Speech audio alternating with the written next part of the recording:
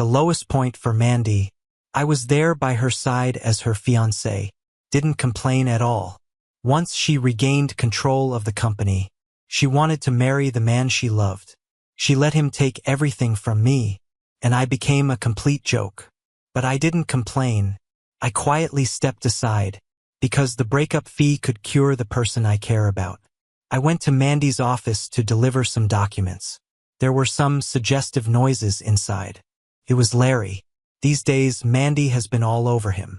Larry heard my footsteps and said to Mandy in a playful tone, "Your fiancé is here. Should we pause and let him wait?" The noises got more suggestive, making my imagination run wild. After a while, Mandy came out, clothes disheveled, with subtle red marks on her neck. "What's up?" Her patience was wearing thin. "Documents. Signature required," I said concisely.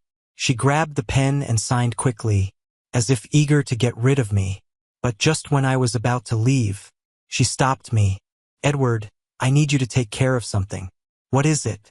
"Larry and I got photographed by the media yesterday. You need to suppress it." "Why?" I said sarcastically. "Weren't their photos the truth? We haven't broken up yet. Larry would be labeled a homewrecker. It's bad for his career." Mandy's face was as perfect as a goddess's. The way she said such awful words sounded like a handout. I stood there motionless for a long time. Her patience ran thin and she threatened, "You'll handle it, right?" I smiled lightly, of course. I had my team suppress the gossip. Everyone looked at me strangely, since everyone at the company knew about the three of us. 5 years ago, Mandy was new to the scene, trying to take over the family entertainment business. She got manipulated and was pushed out by the board. She hit rock bottom, then she met me. I stayed with her through those times, helped her rise again and regain control. One time Mandy was drunk. She wouldn't let go of my hand. She said, "Edward saved my life. Without him, I would have jumped off the company building. Edward, my dear Edward, let's get married. Please marry me." Amid the crowd's cheers, I gently nodded. "All right." Later, I found out that on the night she confessed to me, Mandy also texted Larry, "Interested in signing with my entertainment company? The top spot is always yours." Larry agreed. Turns out they were entangled long before his debut. He was her one that got away, an unforgettable longing. On the day the contract was signed, Mandy was too excited to sleep. She cared too much about Larry, overly so. Wherever he filmed, she visited. Rumors started spreading in the crew. So, Mandy dragged me along, saying, "Larry's reputation can't be ruined. Say we were all together last night." I asked, how should I explain it? Just say the three of us were together. But I wasn't there last night. Mandy didn't even look at me. Her attention was all on her phone, scrolling through Larry's new photos, saving everyone. There was a scene with water, it was cold, and water was freezing. Larry refused to get in, whining to Mandy, "I'll catch a cold. Do you want me to get sick?" Of course, Mandy didn't want that. She ordered the director to find a double. But the double wasn't working that day. In a bind, Larry pointed at me, "Edward can do it. We're about the same size, just a back shot." At first, Mandy hesitated but realized, indeed no one else looked like me. "Edward," I interrupted her. "Mandy, I told you earlier today, I'm not feeling well." She paused. Larry scolded, "So what if you're unwell? Foreigners work through it, Edward. Don't be dramatic. You work for the company." The tone as if he was the boss. I looked calmly at Mandy. She knew very well I couldn't be in cold water when I was sick. But after a while, she decided against me. "Edward, do it for me." In the end, I didn't go in. The director found a professional from another team. But from that day, Mandy revoked most of my company privileges. The ones who could freely enter her office changed from me to Larry. Now she's openly flirting with Larry and expects me to clean up the mess. In the break room, a few colleagues gathered gossiping. Why isn't Edward mad? If it were me, I couldn't put up with it. He's blinded by love, that's why. He's too into Mandy, nothing he can't endure. Outside the door, I laughed instinctively. Indeed, there was nothing I couldn't endure. It won't be long. Lily's illness is almost cured. The girl who gave everything to save me repeatedly, risked her own life, is about to wake up. There was a gathering that night. I was late. Mandy had already drunk a round. Larry sat beside her, dressed scantily. They lost a game, and with everyone's teasing, were about to share some close moments. Someone said, "Wouldn't Edward be upset to know this?" Mandy's expression turned cold. Why bring him up? I paused at the door, intrigued. Mandy, what's the deal with you and Edward? What do you mean? Are you actually not going to marry him? Really? Mandy snickered. Edward is only good-looking, but boring and dull. I got tired of him ages ago. Larry's pride nearly shone through. If that's the case, a rich kid dared to speak. I'll pursue Edward. I actually like that type. Mandy was stunned, then seemingly angry. If you touch Edward, you'll never step foot in Beijing again. The rich kid smirked. But didn't you say you're tired of him? We haven't broken up. Even if I'm tired of him, it's not your turn. Still not broken up? Mandy, aren't you torn? That's nonsense, she snapped. Mandy swept the room with a cold glare. He clings like gum. Can't shake him off. Someone tried to mediate. Yeah, Edward can't leave Mandy. Maybe he would throw a tantrum or cause a scene. The tension eased a bit. I finally pushed the door open and walked in. I pretended I had just arrived, chatting and laughing with my friends. I purposely ignored Mandy. Mandy wasn't in a good mood. Edward, come over here. Mandy called out, but I acted like I didn't hear. I sat next to the rich kid, and Mandy's face turned dark. Edward, if you don't come over, this is it for us, Mandy threatened. The room went silent. Everyone seemed to be waiting for me to panic and plead. But I just blinked calmly and said, all right. That night Mandy and I broke up. I heard after I left. She threw a massive tantrum, almost wrecking the private room. But Mandy still thought I was just sulking and would eventually give in. She waited and waited, only to get my resignation letter. Mandy started to panic. She looked for me everywhere, asking people about me. She said she never intended to break up, and Larry was just a show she staged. Nothing happened between them. Besides, half of the entertainment company was built by me. My sudden departure left the company in chaos. Mandy was on the verge of breaking down, but she couldn't find me no matter how hard she tried. I vanished, taking all my savings with me. For months later, I made headlines in major media outlets. Former top star Lily wakes from coma. Edward bursts into tears. In the photo, tears welled up in my eyes, gazing joyously at Lily. The picture was shared and discussed wildly. Years ago, Lily was the hottest star in the entertainment industry, but she got severely injured saving someone, and had to retire. It was then that Mandy learned about my past with Lily. Lily was my childhood friend. She saved me back then, the most important person to me. I never loved Mandy. All these years, I tolerated and catered to her, just for the medical bills. They say Mandy went completely mad when she saw the news. Lily and I had a complicated past. We met in an orphanage, grew up together. At 7, I was adopted by a wealthy couple. My adoptive parents weren't kind, but at least they were rich. I didn't have to worry about food and shelter. Lily wasn't so lucky. Her exotic features earned her the nickname Fox. She hated it. Whenever other kids called her that, she'd fight them. Parents would shake their heads watching.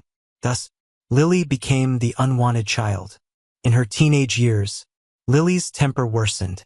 Whenever someone joked about her looks, she'd go crazy, fighting till the end.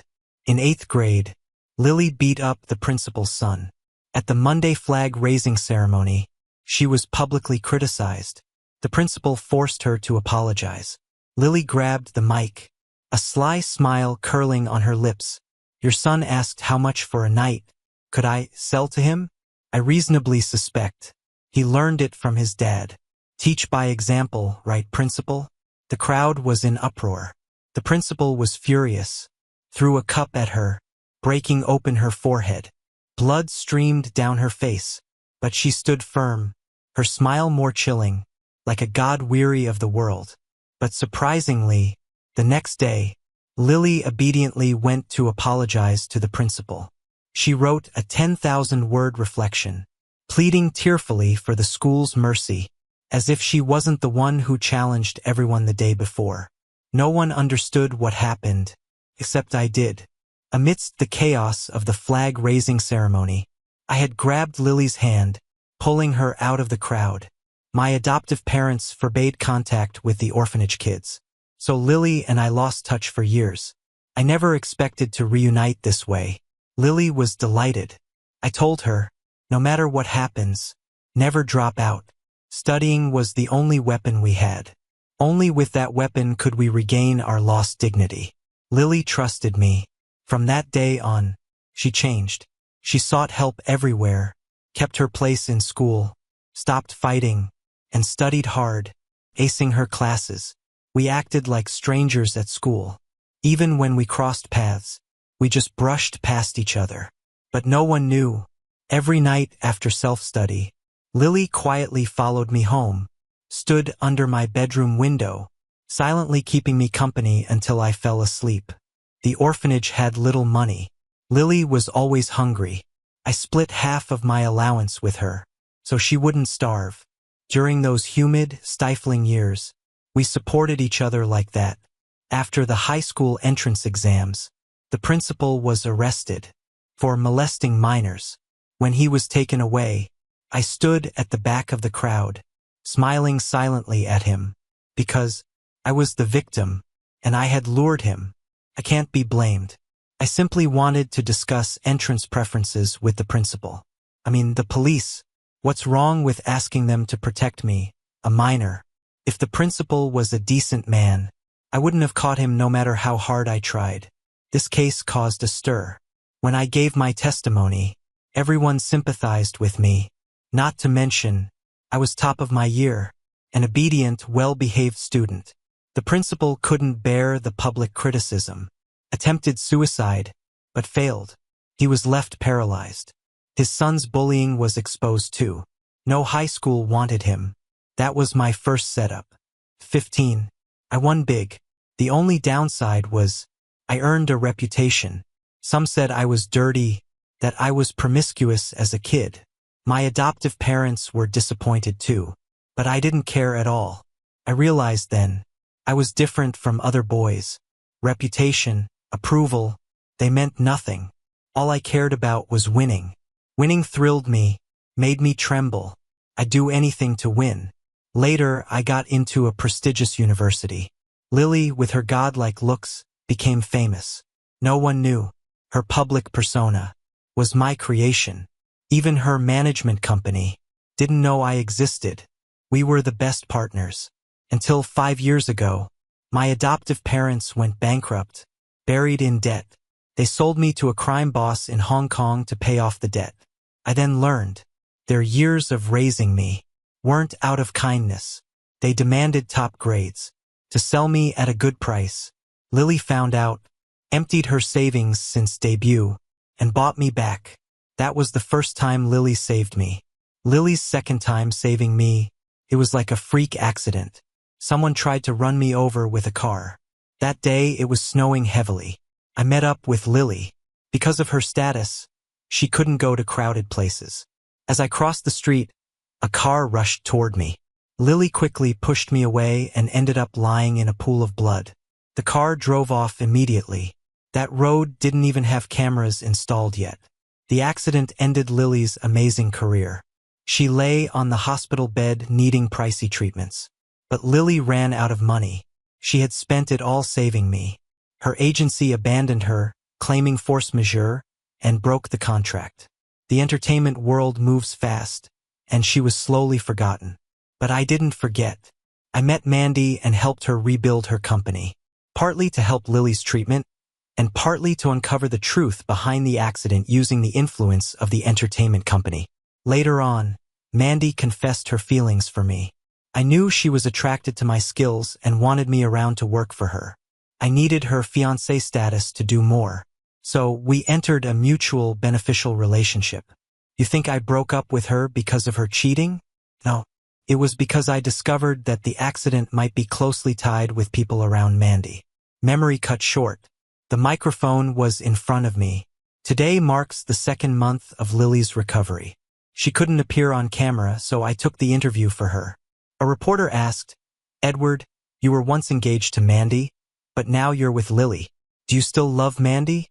Looking up, I suddenly noticed Mandy, who I hadn't seen in half a year, standing at the back of the crowd with red eyes, staring at me. "You should ask Mandy," I replied softly. "Did she love me when she spent the night with Larry on set? Did she love me when she flirted with Larry at work? When she secretly met with Larry and had me cover for them? Did she love me?" The reporters were stunned. Silence filled the room. I smiled, relieved. It didn't matter, I could no longer love her. Mandy's gaze faltered, looking lost. After the interview, she cornered me backstage. After 6 months, Mandy looked even more haggard than I imagined. "I finally found you, Edward," she said. I nodded politely, distantly. "Hello, Mandy." The unfamiliar title made her pause. "Edward, are you still mad?" "No." "Then let me explain. Larry and I never had anything. He was just acting." "Oh, acting?" Mandy's gaze dimmed. "A performance just for you." Mandy's words took me by surprise. Basically, Larry was a decoy she hired to provoke me, because I was too gentle, too temperate. I never questioned her whereabouts, not even when she stayed out all night. I didn't blink when the media spread rumors about her. I was the perfect machine boyfriend. Mandy felt uneasy. Her gut said I didn't love her. Each time she asked, "Edward, do you love me?" I gave the standard, "Of course I love you," but there was no change in my smile. Mandy became confused. She had a crazy idea. She wanted to make me jealous. She hired Larry, pretending to be flirty around him. But she didn't expect me to leave entirely. Mandy's voice was hoarse. "Edward, I already kicked Larry out. No one can replace you. Come back, please." I said nothing. Mandy grew anxious. "I like you, I really, really do. I don't want to lose you." I interrupted, "What about Larry? What does he say?" "Don't worry, Larry is a good man," she said. "When I asked him to act, I made it clear." "Good man. Really?" I opened my phone slowly. Screenshots of Larry's private social media post were saved on my phone. It showed Mandy asleep, with Larry leaning against her intimately, captioned, "Feeling unwell filming today, but someone came to keep me company. Always here when needed." The post was likely only visible to me. Mandy's shock said it all. "How could he?" I said, "Mandy, this is good old Larry for you." The interview took a toll on Larry's reputation. Later, a video surfaced, seemingly shot recently, showing a fight between Mandy and Larry. "What did we agree on?" Mandy demanded. "I just wanted you to act. Didn't ask you to stir things up. Posting those to Edward? How conniving." Larry looked hurt. "I just wanted it to look real." "You're real," Mandy said coldly, "was taking those photos and sharing them with my fiancé." Larry stammered before blurting, "What's so great about Edward? He's average, looks worse than me. Why do you like him?" Mandy replied, "I don't need to tell you why. But he's gone. Why not give me a chance? You liked me best before. Here I am. Why don't you see me?" Mandy's answer was cold. "Too late." Larry countered, frustrated. Mandy, reaching for her coat to leave, stopped by him again. "Mandy, stay with me tonight," he begged. The act exhausted Mandy's patience, and she shoved him to the ground, ignoring him as he fell. The video stirred a huge fuss online. A foolish woman faking infidelity, and a third party trying to make it real, both ending up self-destructing. It was quite a show. Larry, known for his cool image, now looked absurd. Public opinion turned in my favor. Larry tried to salvage his situation. One morning, I woke to phone calls. A friend told me Larry brought up my past online. "Edward," he began. "He once got involved with big shots in Hong Kong. You know how dirty those circles can get. You guys know what I mean, right? On camera, Larry is making clever remarks. I watched him perform with interest. Larry wants to go down in flames, dragging me down with him. But he doesn't know. His good days are numbered." Suddenly, I remembered the day Larry signed with the company. That was the first time we met. He acted like he knew me already, eyeing me from head to toe. I didn't expect to see you here. His words were a bit odd. I pondered for a long time, but couldn't recall where I'd met him before. Recently, though, I'm getting some clues. Let him strut around a little longer. Once I've got all the evidence, I'll put him behind bars. While I was lost in thought, a friend messaged me. Today is Lily's first variety show after coming back. Right? Yeah, why? The guest star is Larry. Not long ago, Lily announced her return to showbiz. She doesn't have an agent now. It's all up to me. When we took on this show, nobody mentioned Larry as the guest star. What a coincidence. I rushed to the studio, worried Lily might get bullied. But it turned out, I was worried for nothing. Larry was stunned upon seeing her. He even forgot the cameras were rolling. The other guests were similarly shocked. Lily, despite being sick for many years, still looks stunning. Her comeback face is unrivaled in the biz. Her illness only added a fragile touch to her look. When not smiling, she's like a deity. When she smiles, she's a beauty demon. The camera crew couldn't stop filming her. During the break, Larry tried talking to her. Lily looked down at him, smiling indifferently. Larry blushed, not noticing the coldness in Lily's eyes. After the shoot, I went to pick up Lily backstage and bumped into Larry.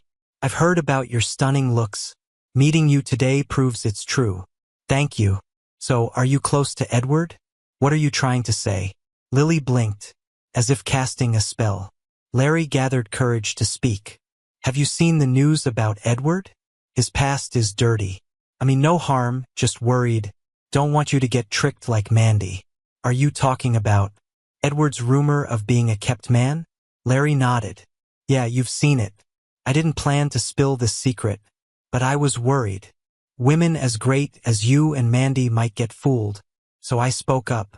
Oh, that must have been hard for you. Lily beamed, lifting a hand. Her finger brushed Larry's chin. Larry shivered shyly. It's crowded here. Can we step outside? He looked hopeful. But the next moment, Lily grabbed his throat, squeezing hard. First, I'm not just aware of Edward's past. I was involved completely. Second, I'm the one who saved him. Third, you try this again, I'll snap your neck.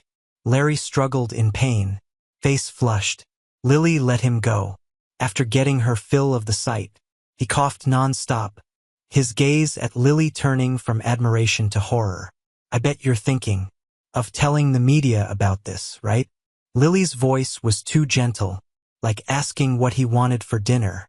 You can do that, but you should know, someone back from death fears nothing. Larry was terrified. Then Lily saw me. She lit up with a gorgeous smile. Edward, let's go. I reached out for her. Wait.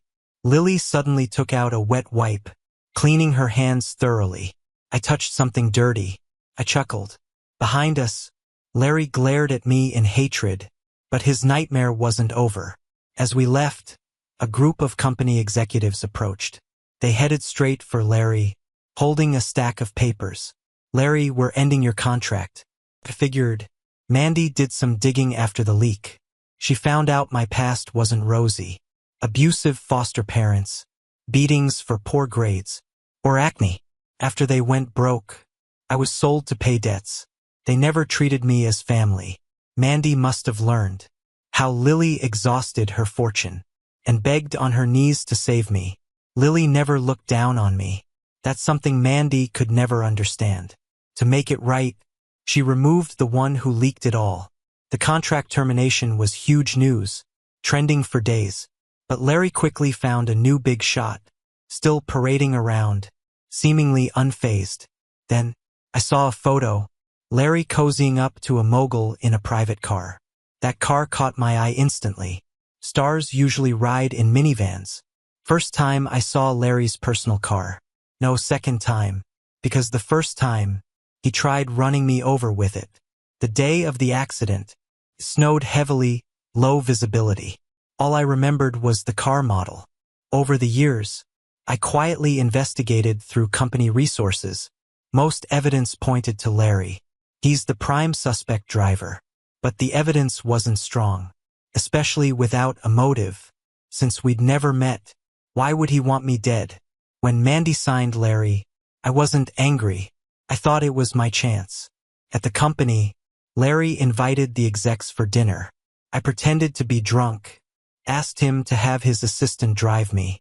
I took another risky step by getting in their car, with a knife in my bag for protection, and a mini camera on me, just in case, to record evidence if needed. Unexpectedly, the assistant only asked a few questions. Where did you spend Chinese New Year 5 years ago? On the second day when the snow was biggest, did anything unusual happen? I played the drunken fool, saying I couldn't remember. Between work and life, I can't recall yesterday's lunch. Truly can't. The assistant looked uncertain. I shook my head. Come on, New Year feels the same every time now. It lacks the atmosphere. After those words, I pretended to sleep. The assistant discreetly messaged Larry, unaware I had my eyes slightly open. I caught it perfectly clear from the corner of my eye. From that day on, I became more cautious. What really happened on the second day of the New Year 5 years ago? Did I miss something? I never thought I'd actually find something. An elderly man was dragged by a car and died. The driver was never found. It became a cold case. I remember the intersection where the accident occurred. I recall that day the snow was coming down hard. There wasn't a soul on the street, except for me, and an old man collecting parking fees. He was dressed in rags, arguing with the driver. I glanced at them but didn't pay much attention. Probably after I turned into another alley, driver Larry lost patience and hit the gas. The old man's clothes got caught on the car, dragged for hundreds of meters. By the time people found the frozen and blood-drained body, the heavy snow had already covered the tire marks. The police had no leads. The surveillance cameras just happened to miss the scene. The old man had no children, no family, no one to seek justice for him. The matter was left unresolved, and I unknowingly became the lone witness. Larry, fearing his career would be ruined, wanted to silence me, but he didn't know that I had my back turned. Earbuds on. I didn't witness his crime. 2 weeks later, another snowy day, he tried the same trick again, but Lily jumped out and ruined his plan. This failure made him too scared to act recklessly. Plus, I never went to the police. He assumed I didn't see the accident. Larry thought he dodged a bullet, but little did he know justice was bound to catch up. The day after Larry happily announced a new endorsement, I handed all the evidence over to the police. The internet went nuts. Once the police got involved, everything got easier. Oh, and to prevent Larry from using connections to escape, I posted all the evidence online when I contacted the police. With countless eyes watching, no one dared to help him this time. After a thorough investigation, the police quickly released an announcement. The old man's death by dragging and Lily's near-death experience. Both incidents, Larry was responsible. The first was accidental homicide. The second was premeditated. Larry got arrested. He confessed everything. Turns out, after the first incident, Larry was on the lookout for me. He tracked me for a long while, figuring out my routines. Every day I took a path with no surveillance cameras. He chose that spot to commit the crime. But he couldn't have guessed. I wasn't alone. Lily, wearing a mask and hat, always stood at a distance, silently watching over me. A rising star became a murderer. Nothing more sensational than that. Larry felt wronged, claiming youthful ignorance. Said he didn't know the old man got snagged by the car. Pure accident, he claimed. But the backlash was even harsher. The internet called him unrepentant, still lying to this day. In the years since Lily was buried, that old man, who just wanted $6 for a bowl of noodles, remains unpaid. Once Larry went to jail, life calmed down for me. Lily's rising fame only grew faster than before the incident. We started our own studio, quickly made a name for ourselves in the industry. Mandy reached out again. Her company lost its top star. The year's investment down the drain. Mandy was struggling. The once pampered lady, now fallen from grace. The day she came to see me, it was drizzling. She stared at the raindrops on the window. The rain on the streets feels so soft, she said. What? I asked. Mandy turned around, eyes sad. If we hadn't broken up, we'd be planning our wedding now. Yeah, Mandy wanted a summer wedding. Too bad that day never came. You'll meet someone better. I wish you well, I said politely. I thought so too. She gave a self-deprecating smile. But a year after breaking up with you, I can't move on. I'm up all night, restless. Every time I close my eyes, I hear your voice. The meds the doctor gave me didn't work. Edward, you know what? Only when I play old meeting recordings with your voice can I finally fall asleep. I nodded, offering the most reasonable advice. Maybe try a different doctor. Edward, don't you forgive me? It's not about forgiving, it's just not love, I replied. Mandy's eyes reddened. She dropped to her knees before me. Edward, please, give me another chance. I looked at her with pity, then slowly raised my hand. The engagement ring on my finger sparkled. I'm engaged, I said. Mandy was left speechless. Mandy's last hope shattered by my words. Blood instantly drained from her face. Why, she started. Lily proposed to me. I said yes, I caressed the ring. We planned to go public the day after tomorrow. You can't, Mandy was distraught. Edward, you were my fiancé. Didn't we say we'd build an entertainment company together? To have a daughter, raise her as CEO? How can you? Mandy, snap out of it, I gently reminded her. You broke up with me, remember? Mandy was stunned, wavering unsteadily. As I walked away, she reached out desperately to grab me, intercepted by Lily. Lily shielded me. Mandy, please don't harass my fiancé. Yours? Mandy sputtered. I've been taking care of him these years. Well, thank you for watching over Edward, but that's no longer needed, Lily remarked. Driven by anger, Mandy slammed her fist on the window. Blood dripped from her knuckles. Edward loves me, she screamed. He's just angry, he'll come back. Mandy, Lily interjected. Has Edward ever really cared for you? Real care. She had a mischievous smile, speaking softly. When I was a kid, my temper was bad. The principal often punished me and wouldn't let me eat. It was Edward who saved a bite of his bread each day for me. At school, I was poor and always hungry. Edward risked getting into trouble with his foster parents to share his pocket money with me. I was bullied by my teachers and classmates, fell into depression. But Edward talked me through it, encouraged me to keep going, and even risked himself to get back at them. Lily paused before continuing. Because of him, I've made it this far. Oh, Mandy, do you know what Major Edward likes? He loves biology. But for my sake, he switched to studying humanities and chose film and television as his major. Lily lit a cigarette but quickly remembered I don't like the smell and put it out. Edward never said he loves me. Yet for over 2 decades, he's never left my side. Lily looked at me fixedly, and I stared back. At that moment, I finally understood my own feelings. I'm not a good person. I don't love anyone. I can do anything to reach my goals. But Lily is different. I will share life and death with her because she's become an inseparable part of my life, beyond love, family, or friendship. That night, Lily was beneath me. I stroked her face and complimented her, telling her how beautiful she was. Lily doesn't like people saying she's pretty. As a kid, that's how fights started. But I'm different. She enjoys whatever I say. Edward. She held me tight while I did as I pleased. Her eyes were beautifully colored in red. I told her I avenged you again. Happy? Lily smiled. But it's not over yet, right, Edward? You want more than this. I stopped inside. You really know me too well. Yeah, it's not over. My ultimate goal isn't just to get rid of Larry. It's the entertainment company. That's the real reason I approached Mandy. I want to replace her, stand at the top of the industry, make this arrogant industry bow down to me. Mandy's company, which I spent so much effort on building, I know all the flaws that could bring it down. Now it's time to eat away at it. Lily turned over and kissed me. Go and make your move, Edward. Her kiss was soft, like waves. I'm your most loyal subordinate. Use me as you wish. The entertainment company started having problems. crumbling from within. First, it was the finances. When Mandy asked me about the financial staff, I said they were fine. But actually, they were greedy, a long-term risk, just as I wanted. Sure enough, a crisis erupted.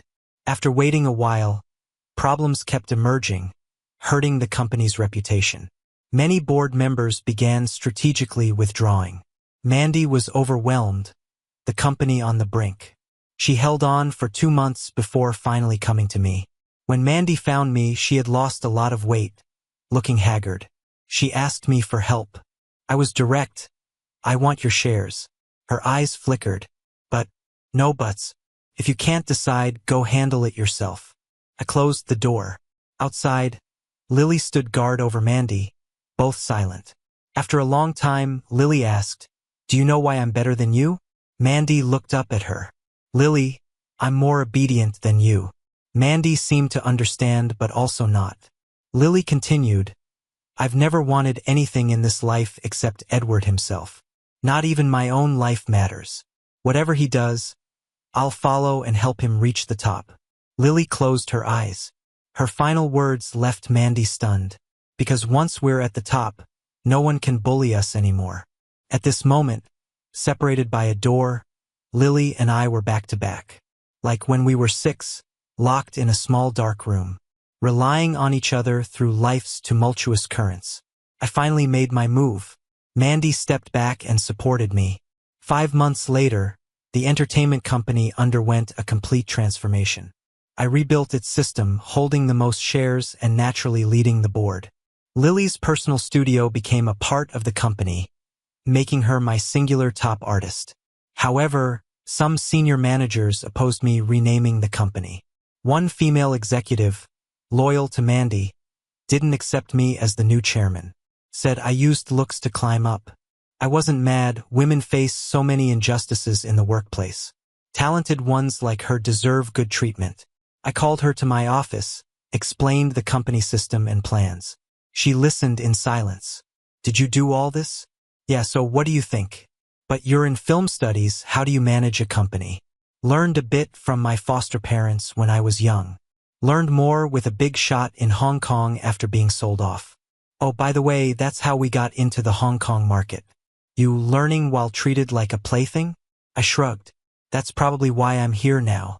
Looks are important, but true strength beats beauty easily. Love and appearances might let you down, but skill won't. I never thought I'd be an assistant either." I smiled, pointed upwards. "I'm set on being the boss." The female executive stayed silent for a long time and eventually asked one question. "Equal pay for equal work, regardless of gender. Can you truly achieve that? Aren't we doing it already?" Later, when we went public, she stood right by my side. She became another confidant beside Lily. As for Mandy, she was diagnosed with severe depression. She decided to leave the company behind, traveling abroad to heal and relax. I once nurtured her from a spoiled young lady to a chairman. Now I had turned her back into a young lady. On the day she left, it was said she waited at the airport till the last moment. I never showed up. Before boarding, with the summer sky drizzling lightly around her, she said, "Edward came to see me off." As a colleague was dropping me off at the airport, they asked, "What?" She stared out the window for a long time without saying a word. Later, I happened to see a picture from that airport drop-off. On Mandy's backpack, she still had the good luck charm I gave her when we first got together. On the 3rd anniversary of the company's public launch, our business was growing steadily. Lily became an indomitable milestone and top star. We had a wedding. Neither of us had family there, just friends. Among their blessings, Lily took my hand and cried. "Edward, I have a family now, don't I?" she said. I replied, "I've always been your family." I hugged her and whispered in her ear, "Lily, I love you." We both understood the weight of those 3 words. I've said I love you countless times before, always with a straight face and casually. But it was never like today. Today, those words felt heavy, spanning half a lifetime, flowing through my veins. After all the ups and downs, I finally spoke them out loud. In the past, nothing could come between us. From now on, it's still the same.